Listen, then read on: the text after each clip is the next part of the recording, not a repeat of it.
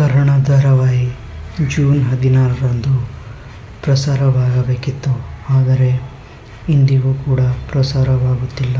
ಹೌದು, ಇದಕ್ಕೆ ಕಾರಣ ಭವ್ಯಗೌಡ ಅವರು ಈ ಸೀರಿಯಲ್ನಿಂದ ಹೊರಗೆ ಬಂದಿದ್ದಾರೆ ಎಂದು ಸುದ್ದಿಗಳು, ಗಾಸಿಪ್ಗಳು ಓಡಾಡ್ತಾ ಇದ್ವು.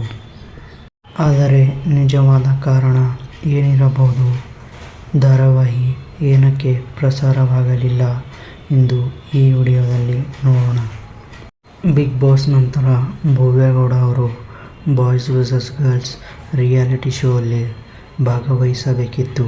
ಆದರೆ ಅವರಿಗೆ ಆರೋಗ್ಯದಲ್ಲಿ ಏರುಪೇರು ಇದ್ದ ಕಾರಣ ಅವರು ಭಾಗವಹಿಸಲಿಲ್ಲ.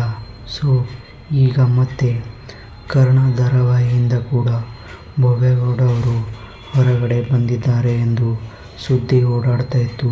ಅದಕ್ಕೆ ಜೀ ಕನ್ನಡ ವಾಹಿನಿಯಲ್ಲಿ ಭವ್ಯಗೌಡ ಅವರ ಈ ಧಾರಾವಾಹಿಯ ಪ್ರೋಮೋಗಳು ಡಿಲೀಟ್ ಆಗಿದ್ದವು. ಹಾಗೆ ಭವ್ಯಗೌಡ ಅವರ ಸೋಷಿಯಲ್ ಮೀಡಿಯಾ ಅಕೌಂಟಲ್ಲೂ ಕೂಡ ಕರ್ಣ ಧಾರಾವಾಹಿಯ ಭವ್ಯಗೌಡ ಅವರ ಪ್ರೋಮೋ ಕೂಡ ಡಿಲೀಟ್ ಮಾಡಿದ್ದರು. ಆದರೆ ಕಾರಣ ಇದಲ್ಲ. ಮುಖ್ಯವಾದ ಕಾರಣ ಏನೆಂದರೆ ಭವ್ಯಗೌಡ ಅವರು ಬಿಗ್ ಬಾಸ್ ಹೋಗುವಾಗ ಆ ವಾಹಿನಿಯೊಂದಿಗೆ ಒಂದು ಅಗ್ರಿಮೆಂಟನ್ನು ಮಾಡಿಕೊಂಡಿರುತ್ತಾರೆ.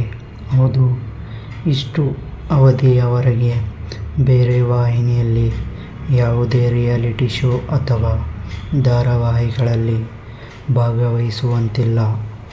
ಸೊ ಭವ್ಯಗೌಡ ಅವರು ಕರ್ಣ ಧಾರಾವಾಹಿಯಲ್ಲಿ ನಿಮಗೆ ನಟಿಸುತ್ತಿರುವುದು ಗೊತ್ತೇ ಇದೆ. ಸೊ ಆ ಅಗ್ರಿಮೆಂಟ್ ಇನ್ನೂ ಅದರ ಅವಧಿ ಮುಗಿದಿಲ್ಲ.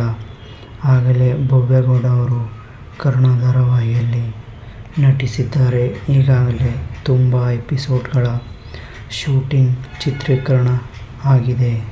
ಆ ಅಗ್ರಿಮೆಂಟ್ನ ಅವಧಿ ಇನ್ನೂ ಮುಗಿದಿರದೇ ಇರೋ ಕಾರಣ ಭವ್ಯಗೌಡ ಅವರು ಬೇರೆ ವಾಹಿನಿಯಲ್ಲಿ ಧಾರಾವಾಹಿ ಹಾಗೂ ರಿಯಾಲಿಟಿ ಶೋಗಳಲ್ಲಿ ನಟಿಸಬಾರದೆಂದು ಈ ಹಿಂದೆ ಆ ಚಾನಲ್ನ ಮ್ಯಾನೇಜ್ಮೆಂಟ್ ಈಗ ಕರ್ಣ ಸೀರಿಯಲ್ ಧಾರಾವಾಹಿಗೆ ಸ್ಟೇ ಆರ್ಡರನ್ನು ತಂದಿದೆ. ಈ ಧಾರಾವಾಹಿಯನ್ನು ಪ್ರಸಾರ ಮಾಡುವಂತಿಲ್ಲ ಎಂದು. ಅದೇ ಕಾರಣಕ್ಕಾಗಿಯೇ ಕರ್ಣ ಧಾರಾವಾಹಿ ಜೂನ್ 16ರಂದು ಪ್ರಸಾರವಾಗಿಲ್ಲ. ಇದರಿಂದ ಕರ್ಣ ಧಾರಾವಾಹಿಯ ನಿರ್ಮಾಪಕರಿಗೆ ತುಂಬಾ ದೊಡ್ಡ ಹೊಡೆತ ಬಿದ್ದಿದೆ.